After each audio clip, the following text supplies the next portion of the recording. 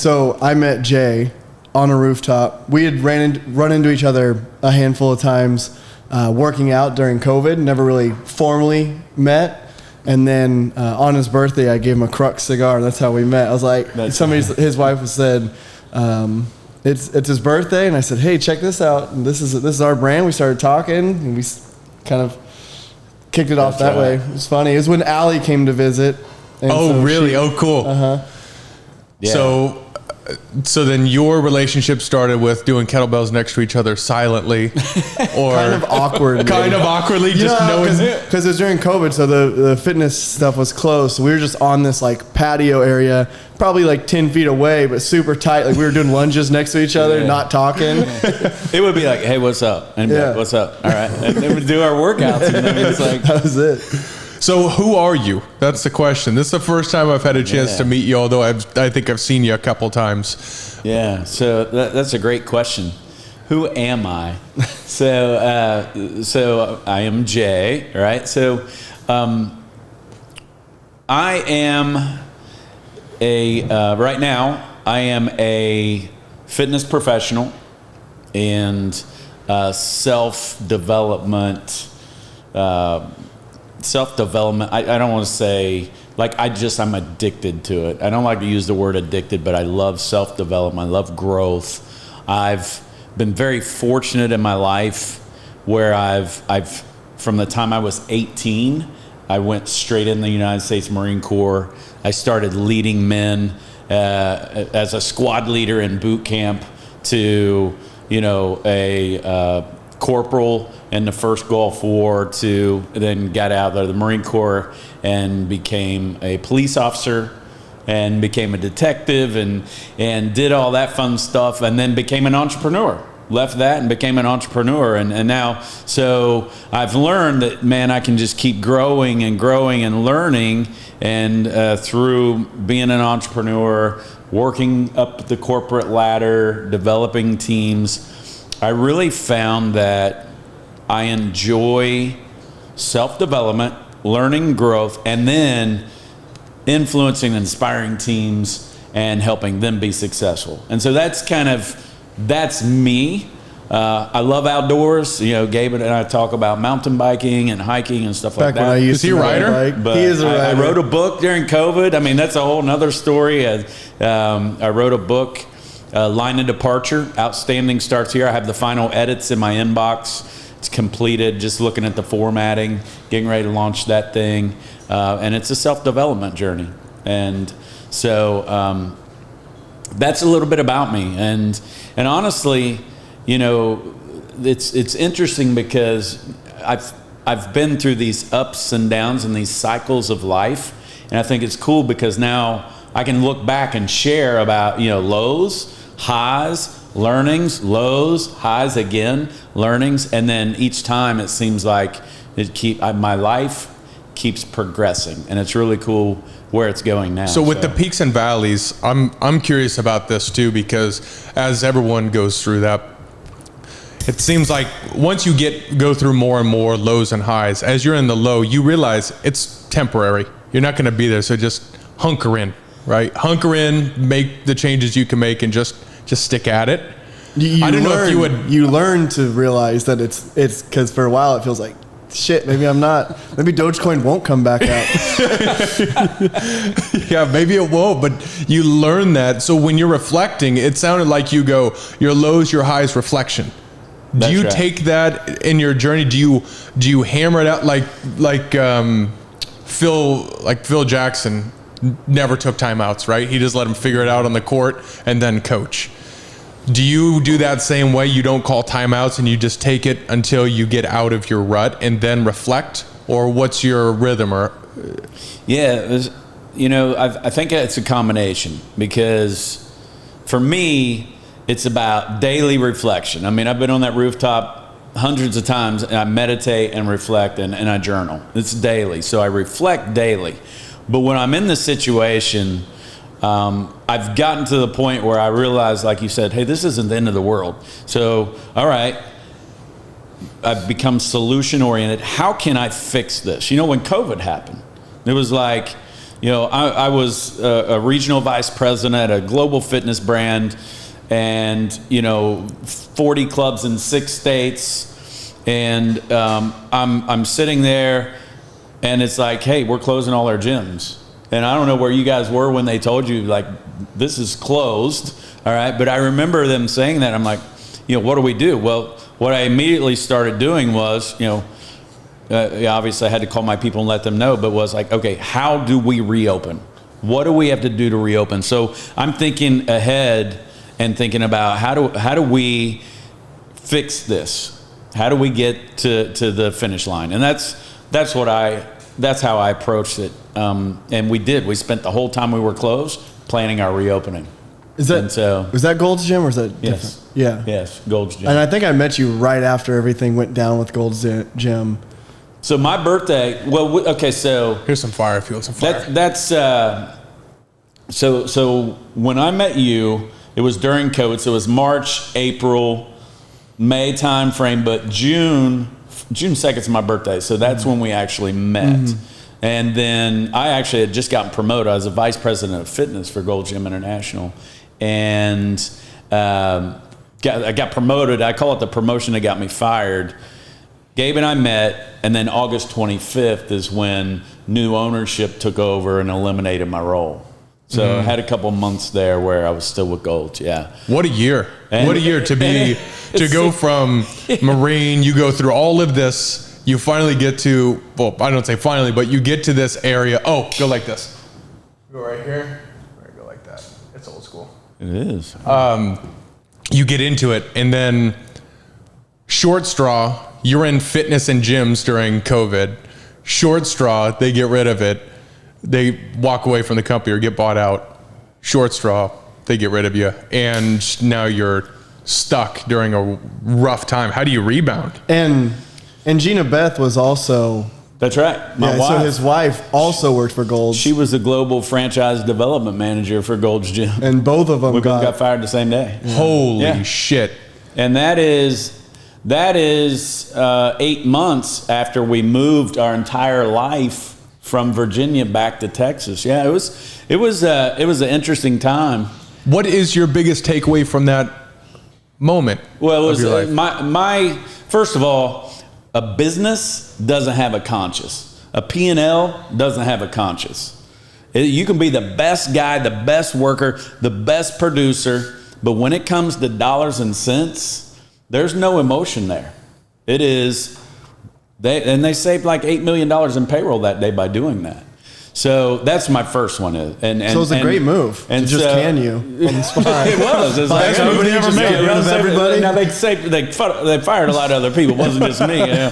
So, but the bottom line is, I learned that. I learned, it was reality. It's like, no matter how much of your life, your heart, and your soul you give to a company, that company, the P&L makes the decisions. And it's not personal.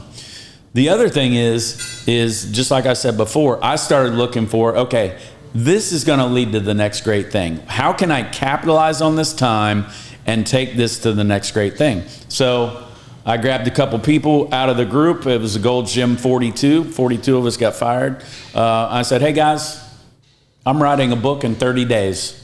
Who wants to join? And I gave some mentoring for people going for other jobs and all that. And I was the leader. I had to help them. But so I wrote a book in 30 days. And I brought one other person, ended up jumping in, and then he got a job and bailed before his book was done. But so I wrote that book, and I took some classes.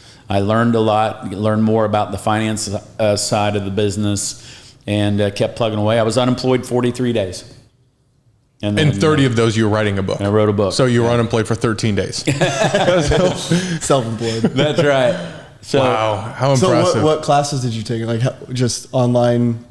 Yeah, so there's a friend of mine, Sal Pellegrino with Precor. If you're not familiar with Precor, look at your treadmills and your clubs and then your ellipticals. Like in the fitness center at Amelia, mm-hmm. They had the Precor line of treadmills and ellipticals. They also have free weight lines and all that. He is like key account manager. And he introduced me to a guy that is an investment banker out of New York. And he runs, let's see, it's Health, Active Lifestyle Outdoors company, calls it Halo. And they just have a podcast. And I started listening to the podcast. And then he had an academy.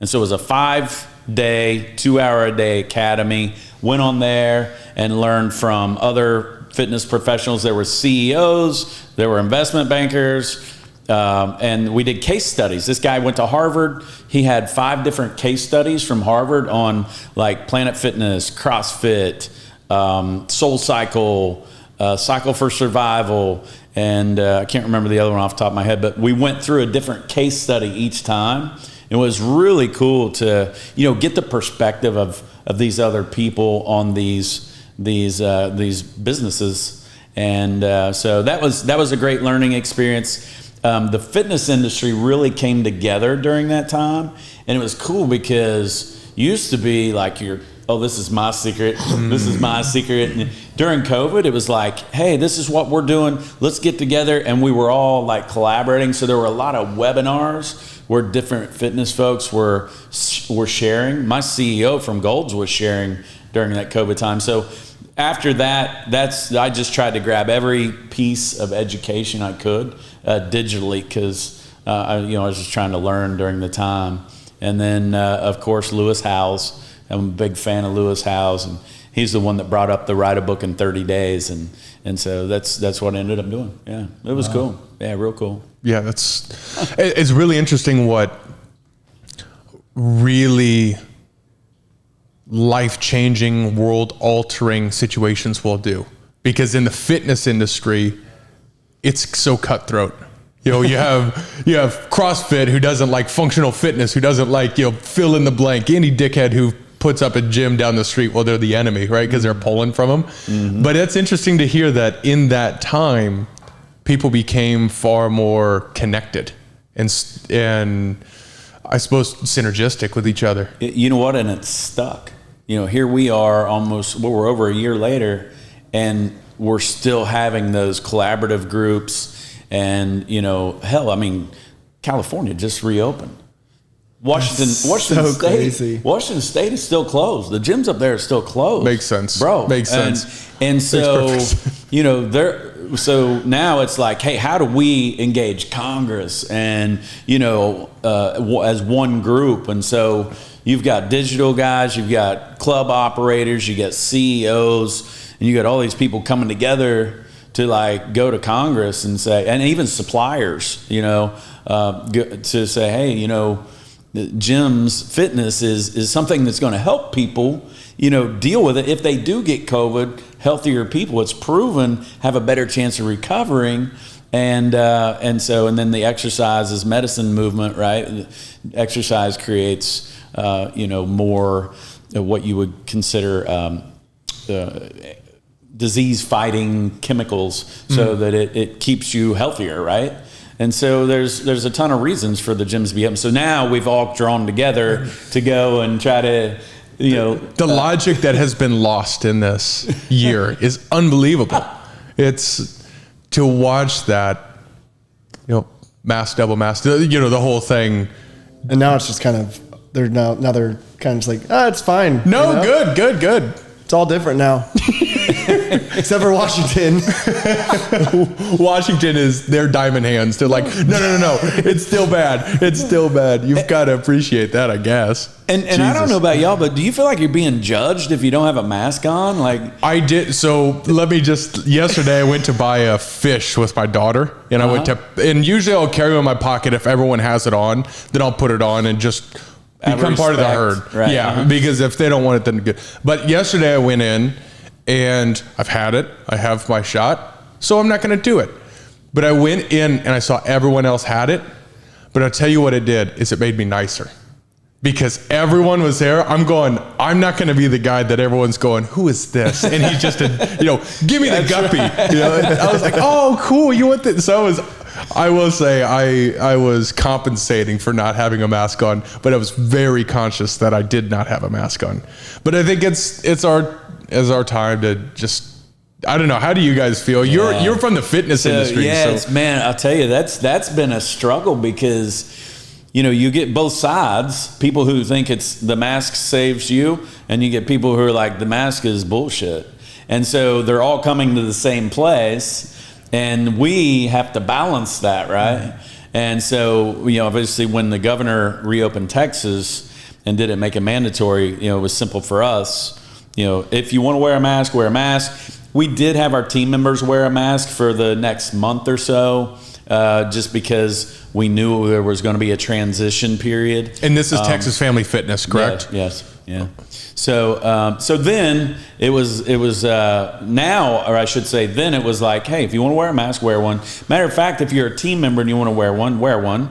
If you're a personal trainer and you're working closely with somebody, if they prefer you wear one, wear one. Mm-hmm. But otherwise, we're not going to mandate it. And then everyone has their own feelings about the mask, and so we're trying to balance. I feel like it's like at the bar when you can't talk about religion or politics or COVID mandates. It's like the new one. Like you bring that up in the night shot. I'll tell you what though, you guys have gotten hammered. And I was looking for your phone number or something on Google the other day, and I was like, why do you guys have, I've noticed there's the tick of reviews have gone down, and I pulled it up and looked at the recent, and those vocal people, it's like 1 star, 1 star, 1 star, 1 star. And it is the most logic free. It was, I just got off of a machine and someone wasn't there cleaning it for me afterwards. Just this really difficult thing for me as a local business owner of this place is reviews are just about everything. They're worth its weight in gold. And you watch these people be honestly very unfair to a business where you have done a phenomenal job of keeping it open, been very clear. If you want to wear one, wear one. Here are a million places you can take different Lysol wipes out of a dispenser and just, it's good common courtesy to just wipe it up after you.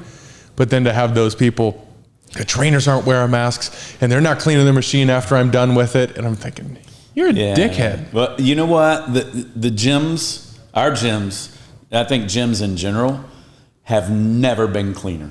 Never. Yep. I mean, you go in the gym, you see the same. I mean, it's like, and now people will look at you cross-eyed if you don't wipe something down now. It's like, what are you doing? And so I'm even hyper vigilant about cleaning after I'm finished.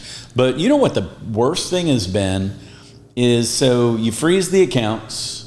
Gym memberships are automatic, and then you reactivate the accounts, and the customer service side has really been a struggle. Because people were freezing, people were canceling, people were not coming in, and then they're wondering why they paid this and why they paid that. That's been a struggle. Because they weren't ready to come back into the gym, but you guys had to open business again. Yes. But so you had to resume their membership. Yeah, and then we would freeze it, and then it would come off a freeze because we can only freeze for so long. So it's been a customer service, really tough customer service issue. And I know the fitness industry as a whole is really trying to deal with that on a personalized level, but that's made it a struggle for sure. Yeah, because people, when it comes to taking their money, people are funny, right? So. Yeah, and especially if it's only $9 a month, right? I mean, this is Texas Family Fitness. I don't know a way you could spend dollars better for fitness than Texas Family Fitness. It's $9. You can lose $9 a month and not even realize you lost it. Yes. But if you see it come through on your statement, you're going, what is this? I didn't even do one curl last month. It is the weirdest thing. I hadn't thought about that. And I'm not trying to plug Texas Family Fitness. I wanted to just visit, but I will say, when you look at the value for what you get, you walk into that club, and I walked in the first time, I'm like, hold on. I get all this for $9.99, $10 a month, really? It's unbelievable. How do they do that? It's a $50 a month gym if you look at it realistically. And I'm like, my gosh. So, I think the CEO from Planet Fitness said it best, Victor Brick. He said, we don't make money from $9 a member. 75% of our members are on a black card paying $25. And so you think about the blend of memberships, the folks, because the $9 is the base membership. But the idea to drive that dues tap, which is the lifeline of your business, is increase the amenities, and people see the value in those amenities, so they pay a little bit more. So they may pay $25 or $29 a month. But it's $29 a month. And there It's you go. still so cheap. I paid that to get out of my parking garage to get downtown. Exactly. And they have world class. I mean, this is definitely turning into a Texas Family Fitness thing, but it's okay because they have. Today we have Texas Family Fitness. I should have left my shirt on. Yeah. But the quality of all the equipment, I mean, and the talent in there, I mean, everything. It's all worth $29 a month. Let's be real. What's the talent that you're talking about? I mean, there's some talent. Biz, from the can I get an trainers? amen from a distance? Amen. All right, cool. He works out. You're talking about the training talent. Training how talent. good the trainers are. Good trainers. If you want to snake, sure. No, it's cool to watch this come back because that is an industry that has probably been the most attacked. I'll say attacked, but has been the most affected in this lockdown. And to watch people start coming back, to me, going to the gym feels freeing to get in next to a bunch of people I don't know that were in there doing the same thing. And there's not a huge community where I see everyone and slap people's hands because I just go in there, get it done, and get out. Sure. But to just see people are people again. Yeah, there's something refreshing about getting in, moving, and connecting. Yeah, for sure. The community, I think being around like-minded people, you get in there and everyone's in there doing kind of the same thing. And, I knew I liked Gabe. I mean, we worked out on the roof. We said hi to each other. We really didn't. But I knew he was a fitness dude. And so, when I started talking to him on the rooftop that one day, it was easy because, you have that connection. And you go in there and you sweat, you work hard, and, you put your time in. And you leave. So I think there is a community there, even if you don't know them by name. And that's okay because I think if you look at the concept of you are who you surround yourself by, if you were up on the rooftop by yourself, it would be different than seeing somebody else who's taking their time, who doesn't have to be there, of going up there and working out. Same thing in the gym is you see this guy that's repping out or this guy who's doing squat more than you do. It's like, all right, I got to step it up. I'm not just coming here and doing a couple jumping jacks and going home. It's important. I can't keep up with him with the jump rope, though. This guy crushes the jump rope. I got so good at jump rope and then haven't picked it up since COVID. Are you serious? I know. It's a bummer, but I'll get back to it as soon as we get locked down again. Yeah. A strain will hit here pretty soon, and then I'll be jump roping every day. It's interesting because that's one thing I fell in love with during COVID was the kettlebells. And I still keep them in my garage. I bought one kettlebell, and it got me through the entire COVID. I mean, just with doing HIIT exercises and 135-pound kettlebell. That's all you need. It's literally all you need. And then so when you have a $9 gym, I mean, that's... Well, kettlebells now so are going much. for about $1,000 a piece. Yeah, I literally bought the... Maybe I need to sell mine.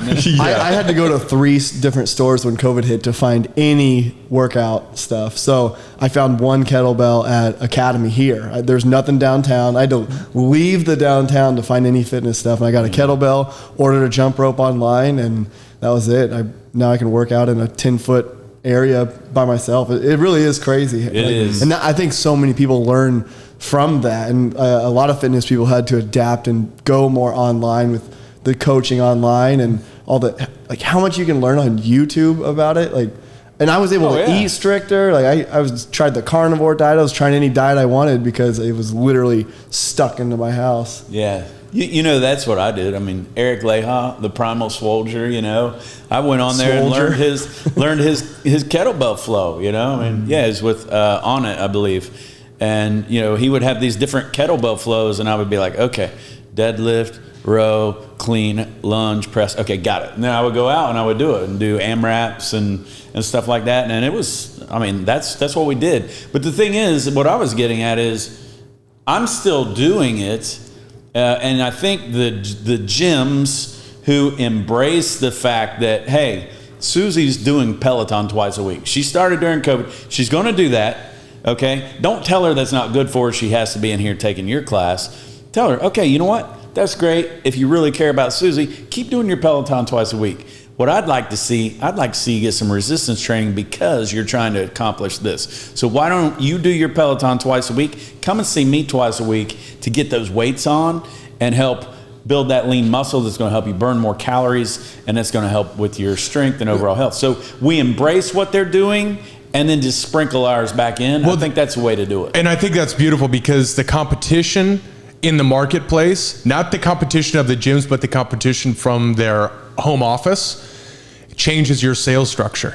It is not alienating those people who enjoy doing something, and be it the Peloton or whatever it is, but it makes you adapt and adjust your thing. Where a while ago, let's just back up a couple of years, what we saw with Dynamis, it's don't go to CrossFit because you're definitely getting hurt. Maybe that's still the pitch, but with that, now if we see that is you can do what you want to do, and then also do some stuff that maybe you don't want to do. And that could go with business, right? That could go with owning your own deals. Yeah, do what you want to do the podcast, but then do some things that are going to challenge you in different ways, that you can find that balance now and make your own life, I think. Yeah, for sure. And it's you hit a point there.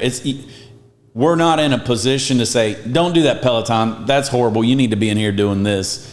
We need to embrace what they're doing and add ours in a little bit with it to enhance it, even if it's a yoga class. Hell, I've been doing yoga online too. So, I mean, yoga with Cassandra, I love that. She's great. So. Sounds hot. That's your name. Yeah, I've got a 1-year-old, a 4-year-old, and a dog. Yoga at home is not a thing. That's impossible. So if we get away from fitness for a little bit, what did you do in the Marines? So, okay, good question. I started out in the Marine Corps as a 0341, a mortarman. Was in a mortar unit, and then 2 years in, I tried out for what's called Stay Platoon, Surveillance and Target Acquisition, and that's the Scout Sniper Platoon.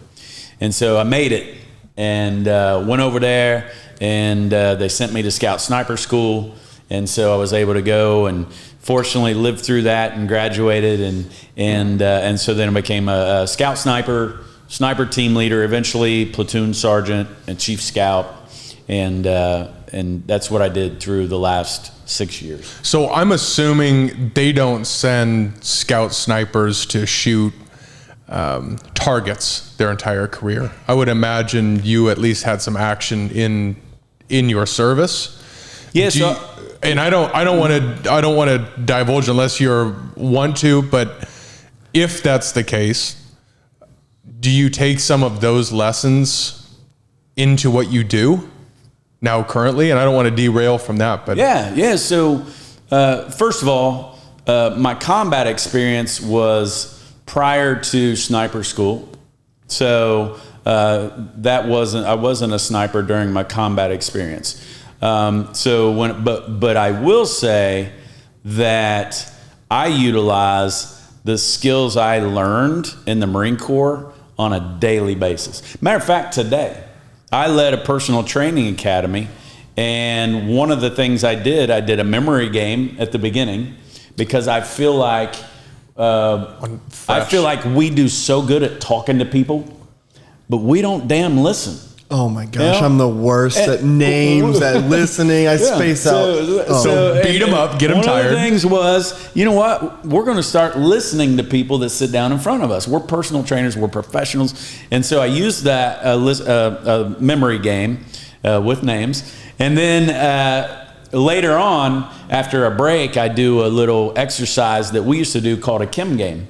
Keep in mind game. So in sniper school, one of the things, and even in when I was in law enforcement and more training down the road, so you lay 12 objects out on a table, you get 60 seconds to look at it, and then cover it up, and then you have 60 seconds to write down everything you remember.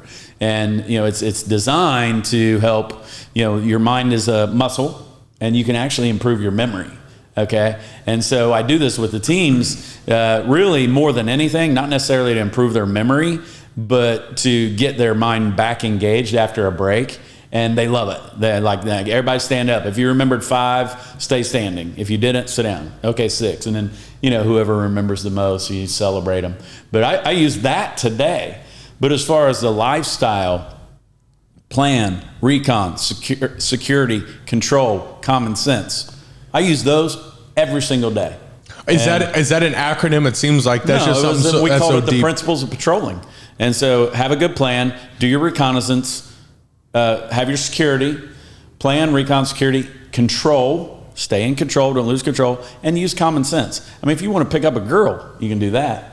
Apply those principles of patrolling to anything in life, and you can absolutely be successful. And so I use that every day for sure.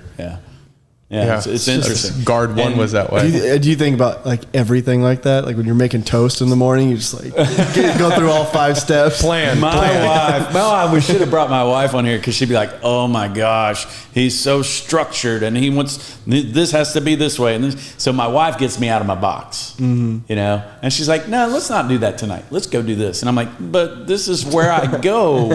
This is what I do. This is where I sit. And so she gets me out of that. But yeah, very, very structured, very much in the things I do. I have to consciously control my subconscious, if that makes sense. I have to tell myself, all right, hold on. This is sick.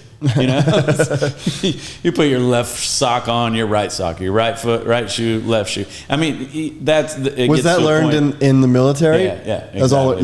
You weren't like that before?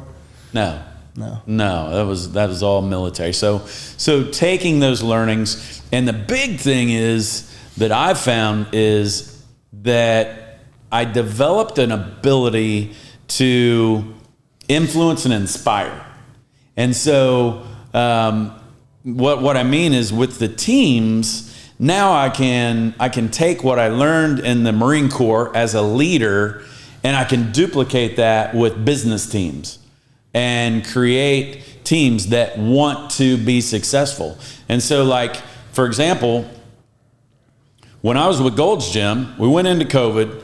We immediately started planning our reopening. We wrote a playbook. That playbook eventually became pretty much the standard in the industry. I mean, our CEO was going on doing podcasts and talking about how we were doing our reopening, and a lot of people use that as a standard. And so now fast forward, Texas Family Fitness. I take over the personal training, the fitness department, and it's still not come back. And so my communication is, hey, let me tell you something. Texas Family Fitness is going to be the standard in the industry. We are going to set the standard. As a matter of fact, they're going to write case studies about Texas Family Fitness and how we came back from COVID. Well, guess what? These guys bought in. You know, everyone else is 40 to 50% PT revenue, personal training revenue. We're over 60% now from pre-COVID. And our guys have bought in, and that was just 2 months ago. And so I think using the skills to influence and inspire and that Marine Corps mindset, we are going to do this, has really helped me be a better leader. Are there ways that you communicate that to inspire that change and to inspire I would say the buy-in from team who maybe some people, now fortunately with personal training, it's kind of eat what you kill. So you got to have people who are there. But are you able to take these hourly workers, how do you get them and inspire them to be day in, day out, I'm going to kill? Man, that is just a great question. I love that. So my thought is this, okay, we are human beings, and human beings love community. They love to be a part of something. And so the first thing is, I believe that we need to get them involved in what we are doing. Let them have a say. Even if we don't use what they say, we present them with, hey, here's where we are. This is what we need to do. What are your thoughts? You're on the front line. How do we fix this? Get their input. If you just let them be heard, even if you don't take, even with your kids, let them give you an idea. And you may say, okay, thank you for that. We're not going to do that right now, but I appreciate your input. I value your input. This is how we're going to approach it. They're more bought in because you heard them out. The other thing is, you have to start with why. I'm a huge Simon Sinek fan. And if you tell them the big picture, hey, look, we have investors who need a return for their people, all right? That's what the business is, okay? So we have to make a certain amount of money to make money for those people who invested. So check it out. You have a role in this. We have certain line items we have to hit. Your part is this. This is how we're going to do it. This, and this. And then it makes sense because now they understand why we ask them to do certain things to generate revenue or clients. So you've got to make them feel like they're part of the team. And then you have to explain why we're having to do what we're doing and how they fit into that. And once they realize they're part of the team, we value them, they understand the why, I feel like that creates the buy-in. A shared and purpose. Then you get the action. Yes, sir. Yes, sir. And that's a great way to put it. Shared purpose. Yeah, and that's the Disney approach, and that's something we've adopted here with Industrial is a shared purpose that everyone can understand, regurgitate, and do through their actions. Right. And that is, it's so interesting you say that because it's the same way with my kids. It's so like, cool. Yeah. Okay, look, you get to decide between, you're going to have, here's your options, 1, 2, 3. What do you want to eat between, this? And my kids are young enough that, or at least Alessia, that it's eat. That's the battle. But giving them that, and they're like, oh, okay, I get to choose. It's such a cool thing how that translates from a 4-year-old to a 40-year-old. Right. From dinner to, physical training. That's a really, or personal training. That's a really cool thing. I think it's just, for me, it's creating action regardless, whether it's, getting a group of guys together to go do something, whether it's driving a business, personal training, getting a child to do what you want. I just do their homework, whatever. I mean, I feel like that's a human nature. And what we find is there's a lot of leaders that don't get that, and they use a fear-based or, I'm going to beat this into them. And I'm not saying don't hold people accountable, because I think there has to be accountability, okay? But that fear-based leadership, and you have to do this and you have to do that, and people don't buy into that and they resent it, and that's how you end up with turnover. Yep. So anyway, that's a couple of my thoughts. I love that question. No, it's very important, and you get that same type of mentality of the ass in seat mentality.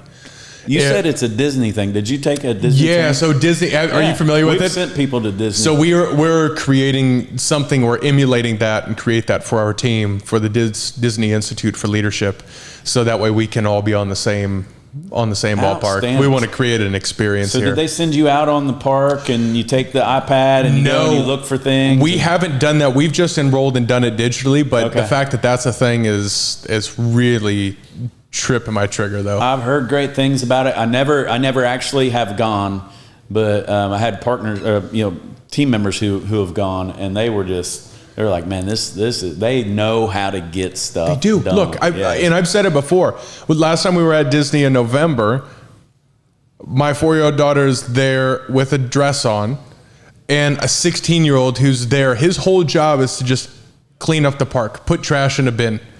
And he was 100 feet or more away from us standing in line. And I saw him see my daughter, and he walked across the park. He got down on one knee and said, "How you doing, princess?" My daughter basically said, "What the fuck are you doing?" Wow. But I saw that, and I saw that the 16-year-old can somehow. I know what I was like at 16. I wasn't doing that, but you can lead somebody to have that experience, and it forever changed how I take that with whatever we do, and the people that we work with. My business partner Gabe, it's just trusting that people have a good heart and want to take things the same direction. It's a cool thing. Yeah.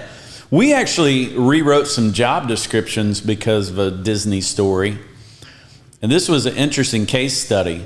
So apparently the guys that handle the garbage, the team members on Disney that handle the garbage, in their job description said you are to basically keep the garbage empty, right? You need to pick up all the garbage on the ground, keep the garbage cans so they're not overflowing, and keep the place clean. And so what they found is from their surveys, people were giving the garbage people bad reviews, saying they were mean, they were rude, they weren't nice, whatever. And so what they did is they started doing a study, and they looked at the job description and just said, you're supposed to keep the place clean. Your job is to keep the trash empty. And so what they found was, through a study, was they looked at the people attending, as people keeping them from doing their job. And they resented them. And so that it turned around, they were rude to them. So they changed their job description and said, you are to help deliver a first-class customer experience, and I can't remember the exact words. By providing world-class experience. And you know what? Their scores went through the roof. They started doing stuff like talking to them like Chris, just by changing their job description. And the concept is called task versus purpose. And what they saw was their task was first, and their purpose wasn't. But once they changed that it's okay to walk away from the task to be on purpose. It's okay if Mickey's ears aren't perfectly buffed, if a kid comes over and he's got, Robin Hood stuff on, it's okay to skip along with him and show him where Tinkerbell is. And to get that shared element together is just so strong from a team, and it's so easy to turn into as a leader. It's really impactful stuff. I love the fact that you've studied that, and that's an interesting way to put it. Task versus purpose makes perfect sense.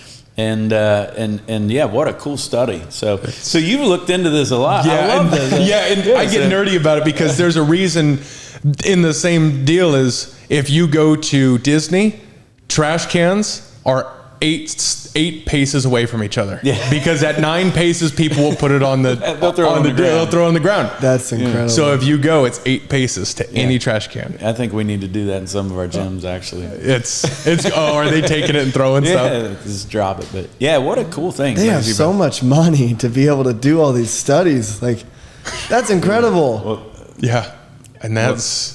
Those engineers, there is something on every granular task that's just been case studied. Disney Plus has the Imagineers. Watch it. Okay. You will not regret it. You got it. You got this. Oh, but if that lid's been open, it's probably out of fuel. Yeah, it's probably out of fuel. Damn, you're strong, man. That was quite a spark. Just hit that. Watch your eyebrows at that one. Yes, for sure. This will be interesting. You got this on video? Yeah. If you're just listening to this, you're going to want to go ahead and hop over to YouTube and watch this. Oh. No, it's different. What do you think? I don't know, Gabe, it's been interesting because with Go Local, our purpose has always been defined through other people's purpose. Right, it's about bringing others' vision to life and others building purposes. Yeah, yeah. I mean, would you say that? Would you agree with that? So help me understand? Okay, your purpose is. I want to hear this and digest it. I think our purpose is creating an end result by providing the finest quality to business owners, small and large. Mm-hmm. I mean, at the end, I think we find our purpose, and I actually want to kick it to you because I want to ask, what do you think we do?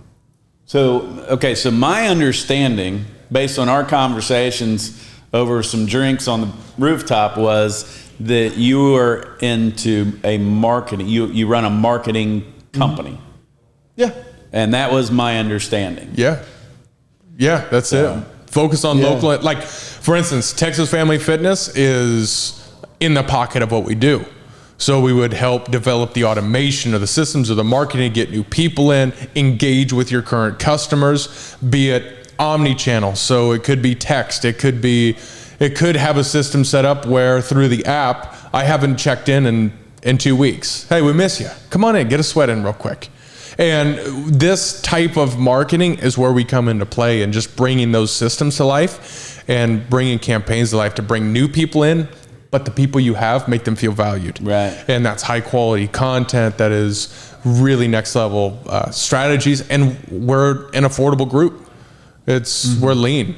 And Gabe and I we've lived lean for many, many years. And that's where I think most other businesses would have faltered in a partnership where we've seen a lot of highs, we've seen a lot of lows, and they seem to come about hours apart. But it's an interesting thing, you know. It's cool. I want to know, like, what do you think is our purpose? What do you think has kept us so close for so long? Well, yeah, I mean, we're kind of guilty of doing too much work for other people to focus on ourselves and defining our shared purpose, because we're always working on our clients. Like, what should they be doing? But I mean, I think what's held us together the most is just everybody that weeds out of our company is somebody who doesn't put their best foot forward at all times, and it's not a quality driven. And everything we do, if the whole team isn't excited to put it out, it's a no-go. And we've had people who weren't about that. They said, "Oh, it's good enough. We'll send it and we'll be done with it." But the quality is what's always kept us together. I feel like that's somewhere within the shared purpose. I couldn't agree more. And honestly, I think Busy is the only person we've ever met that has been able to adapt, where we've gone to a point where it's like, Busy puts it out and we're like, it's not there yet. And like the work that he's putting out, he's always put out great photography. He's always put out the best he could. But to see a guy who can adapt, and he's our content creator, so he's the part of the business that everyone sees. Yeah, he's the visual aspect. Yeah. Everything that somebody sees and the first impression from Go Local is from that. It's Busy. And to have a guy where you go, where he would put it out at the beginning, and we're so used to doing our way, it's like, no, that's not going to make it. He goes, how do you say you suck in Disney? Figure out how to say it and then I fix it. Processing. No, I mean, but honestly, it's huge kudos, because the quality of work that Busy is putting out is phenomenal. I mean, it's great, and it makes it so exciting, because we used to bring the sales in, figure out what we're gonna do, cook it, run through it, but to grow to that, we're still very small. And Gold's Gym and Texas Family, you have so many people that are inside of there, but well, it's kind of like you. I mean, somebody who's able to teach themselves and excited to learn. Like, you got into a rut and then you said, okay, I'm gonna take some courses. I'm gonna figure this out. I'm gonna take advantage of this time. I'm gonna write a book. That's the kind of people that you need to, especially in, like, we're a very boutique agency. There's like 5 of us that are full-time, and then we have a lot of people that we work with.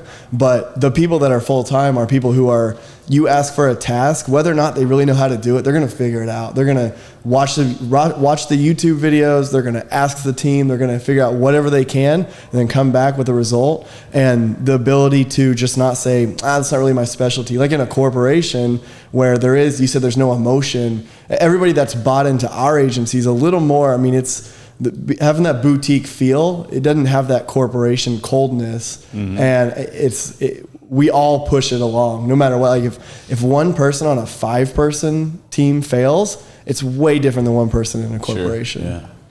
Well, yeah, I respect the hell out of that, because, that quality piece, that attention to detail, that's something else from the Marine Corps that has stuck with me. And I'm a firm believer that attention to detail and I said setting the standard in the industry. And the other part of that is, you know what? Everybody is not meant to be on that kind of team. It's okay. It's not personal. If you're like, oh, that's good enough. No. If you're going to be on this team, this is the standard, and this is what's expected, and this is what we're going to hold ourselves accountable for, and this is what we need you to hold yourself accountable to. And so really, hats off to you guys for that, because that's not an easy culture to have. And you're like, you got Busy who's busting his ass and he's putting together good stuff. He's producing our podcast and editing photos right now. Yeah. And you may say, hey, look, Busy, this is good, but man, we need to improve. And he's like, roger that. He's bought in and he's going to make it better. And I think that kind of culture is incredible. And then obviously owning it when it's not. I think that's so cool. So one of the things you mentioned, Gabe, with the development piece, I remember where I was, and this is part of my book, but so I wasn't college educated. I went in the Marine Corps, got married at 19, had a kid, got out, had to get a job, went to the police field. It was a natural fit.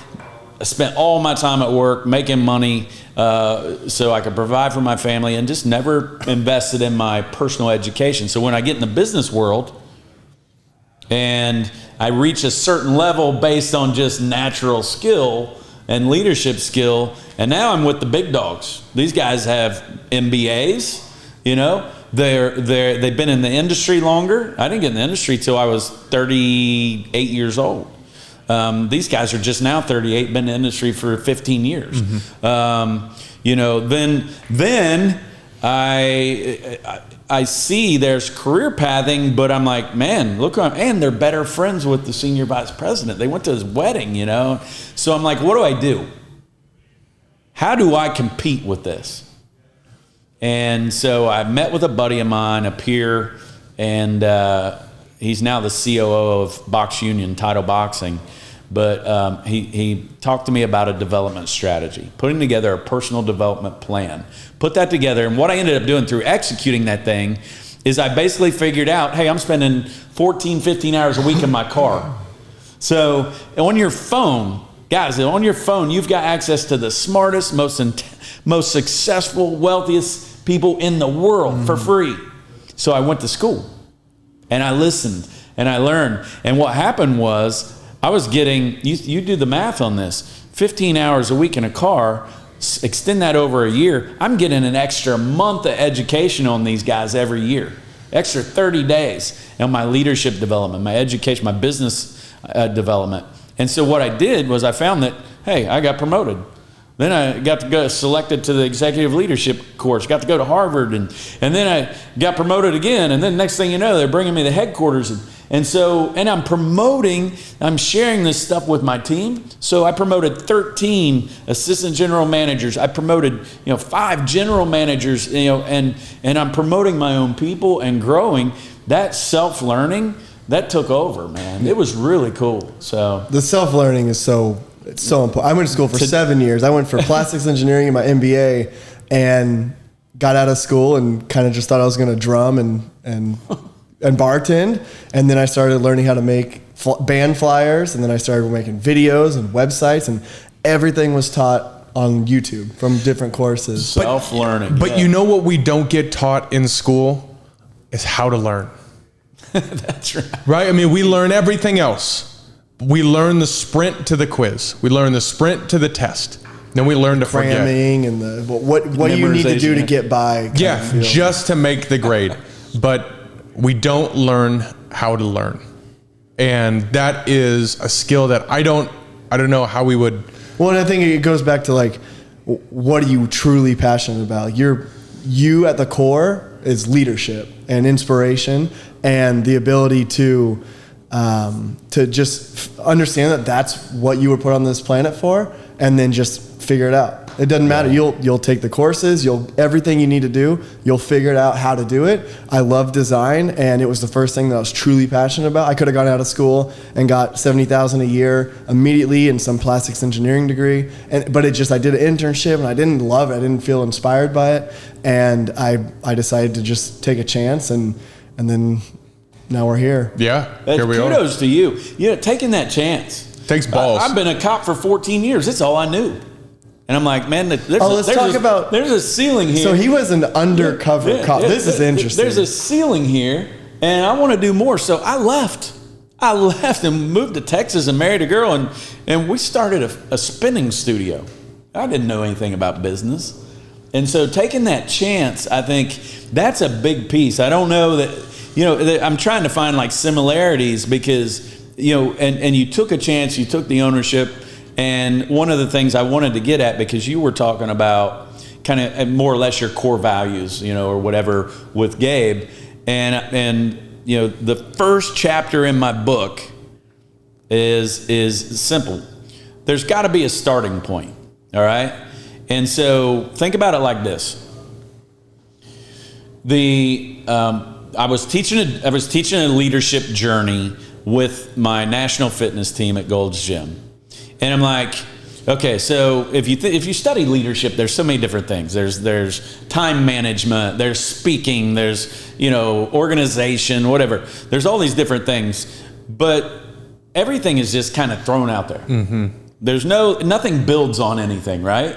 So if you're teaching a leadership course or a self-development course, to me, the Marine in me I got to have a starting line, and then I build on that, and then I build on that. So what I did is I built a training platform, and the first step is identifying, and I like philosophy, and one of the philosophers, and I quote him in my book, he said, until you understand your ruling principles, I changed it to guiding principles, only then can you begin philosophy. So my thought is, I've got to start this course finding out what are your guiding principles. What are they?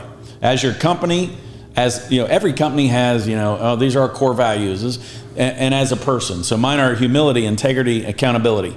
And I can explain each one of those. And I'm tying this in because the learning piece and wanting to grow, it all gets back to, in my opinion, the humility to admit you don't know something, you're not the best at it, but you're willing to learn. And that humility, so that was my first one, being humble. Humble enough, not saying meek, not saying, mild. I'm saying humble enough to say I don't know everything, and there's a lot out there I can learn, and I'm going to apply myself. So that's what I did. And the first chapter in the book is about finding your own personal guiding principles. And it's so cool because what you've talked about the 5 concepts. These are things when I was working for an executive security firm, Guard 1. They had something similar, and that's how you started the job, is identifying, and they called it guiding principles. Gun against your head, what are the 3 things that you just say pull the trigger? What are those 3 things? Those are your guiding principles that you will not go back on yourself. Family, balance, respect. Got it. That's in my shower, printed out and laminated, that I see every day. It's like, it's the same thing.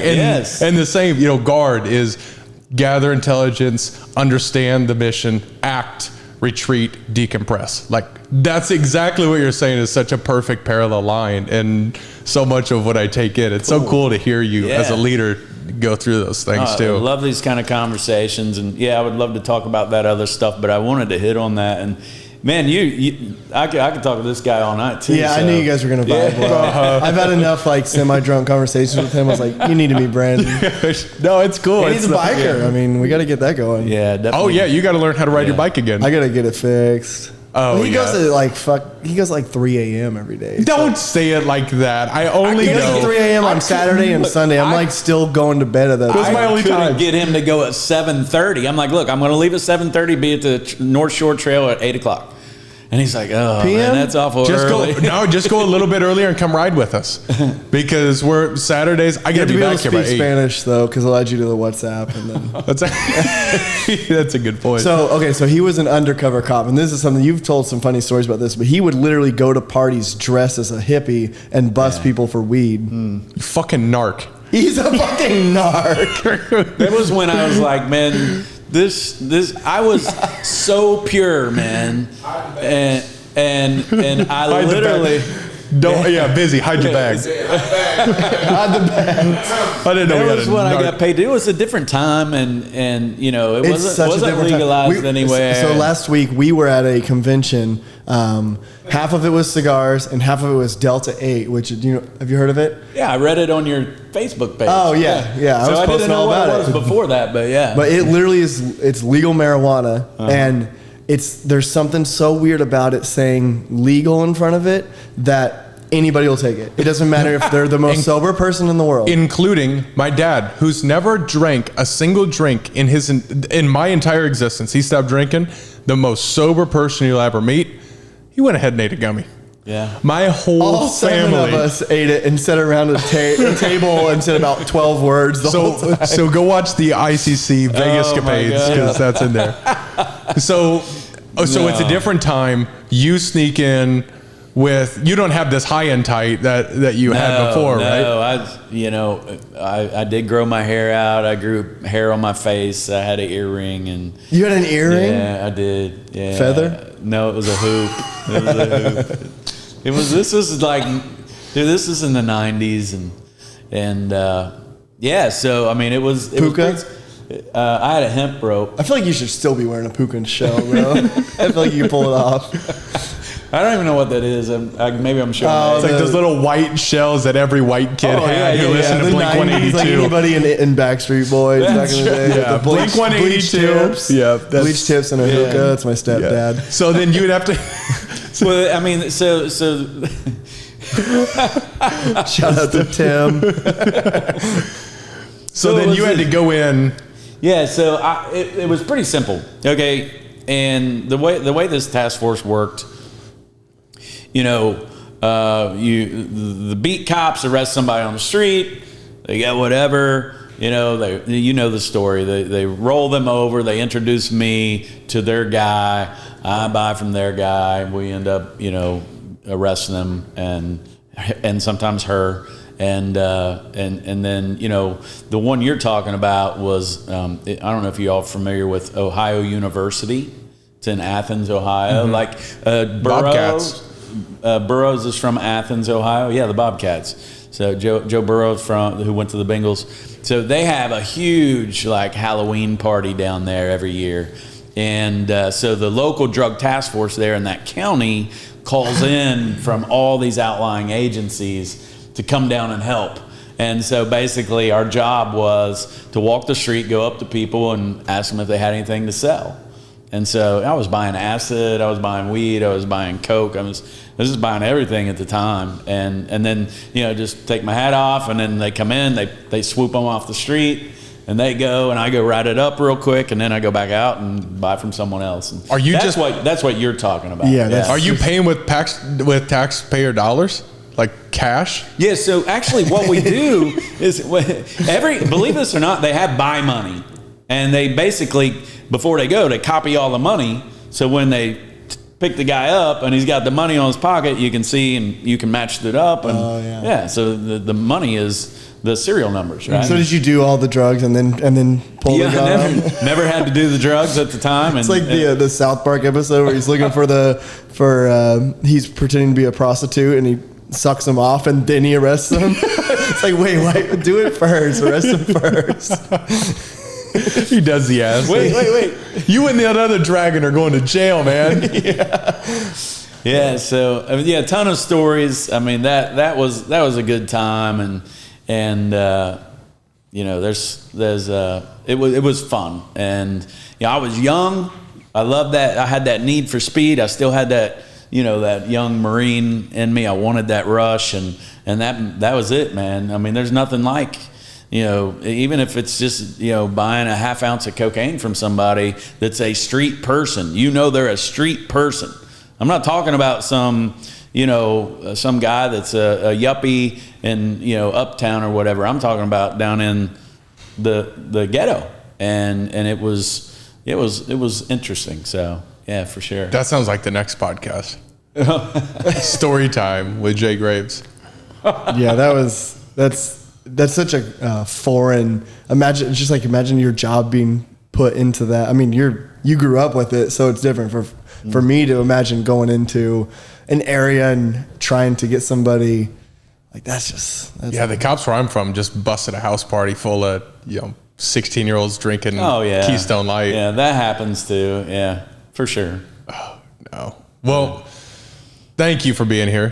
Thanks for joining us. Yeah. I mean, absolute blast. I really enjoyed the conversation. This won't be the last time for sure. Likewise, for sure.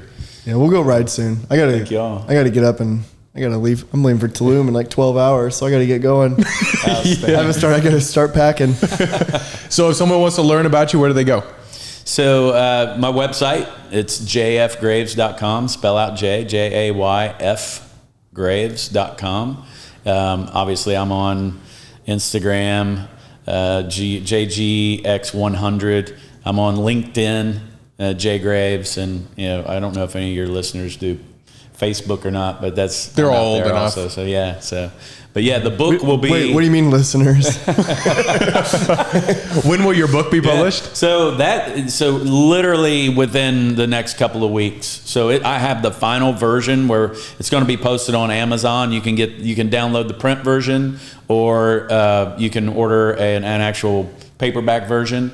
My hope is to make it a workbook, because at the end of each chapter there's an outstanding exercise, so it's actionable. So you have actionable stuff. So what I would like to do is, bring it to your business, your mid-level managers, and put them through this development. What helped me go from mid-level to executive level, this is what I utilize. Do a day, or spend a day with them going through it. and put them through the exercises and then follow up. And I'm going to have an online course as well. And of course, I'd love to come and speak at anything, spend an hour talking about it. So, that would be great. yeah. So hopefully this publishes after that, so we can put a link in bio below. But yeah, for sure. Thank you. Thank you so much. Yeah, appreciate you. Cheers. Cheers. Cheers. Thanks for your time.